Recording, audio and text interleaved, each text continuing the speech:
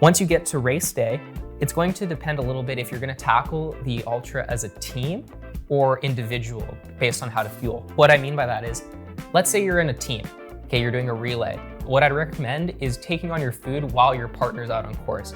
You're gonna be able to digest that food a lot better when you're sitting down, your body's relaxing, you can take on that food just while your partner is doing their lap of the course. You don't have to bring as much food during your lap. You can have some water, maybe an emergency snack, but you're gonna have your kind of pit of food at the start-finish area, and you can tap into that as your partner is going.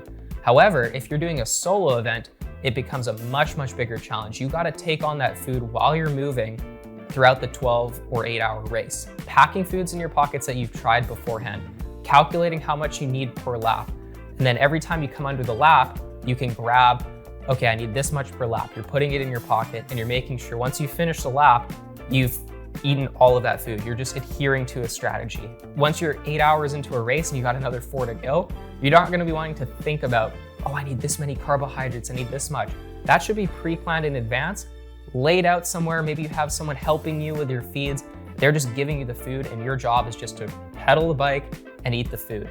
Have a plan, stick to it.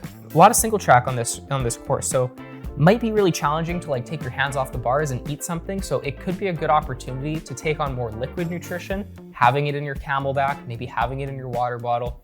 A little easier to just sip it. And that way you're getting your kind of hydration and nutrition at the same time.